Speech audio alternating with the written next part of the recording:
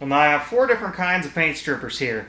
3 of them made by Clean Strip, but different formulations. One's for flexible plastic, one is just their standard in the aircraft paint remover, and then one's their stripper that's usually mostly for latex paints, polyurethanes, and varnishes. And then I have a product from Loctite, their paint stripper, and I'm not sure which one is going to be tough enough for this because I don't know what kind of paint this is. It's probably just Krylon or, spray paint.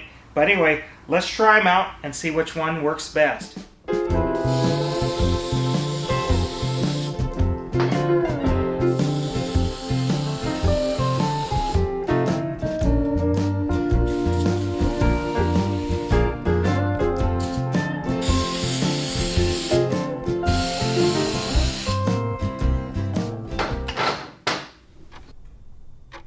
Well, this is after about 20 minutes of each one of these. And now I want to see which one I'm going to use, which one's going to be the best, and which one is going to be the fastest. Over here, we have the aircraft paint remover for flexible plastic. And, well, it looks like it's done something. It doesn't look like it's done too much. Let's try and scrape it off with the putty knife. Well, I'm getting a little bit off.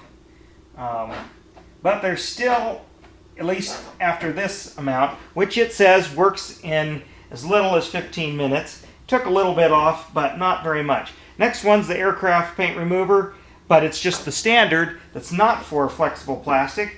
And it kind of looks the same. Not much difference here. Actually, you know what? At least in this test spot, it took off less paint, so I don't think I'm going to be using that one. Next one's the regular Clean and Strip paint stripper for polyurethanes and other kinds of paints. And just by the look of it, looks like it did a little bit better. Let's see. Oh yeah, that's much better. Man, that just about took everything off, and this was only in about 15 minutes there. Let's wipe my putty knife off there. Yeah, I really like that. That one's definitely a candidate for use here. Last one's the Loctite paint stripper, and it looks like it did a good job as well.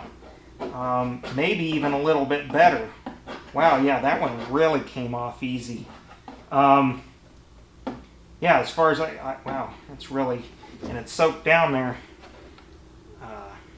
Yeah, that worked arguably the best. So it's really between Loctite and the regular stripper is what I think I'm going to use to try to get this at least down to the plastic, and then I can work on sanding and buffing this up and see if I can restore it to the original red.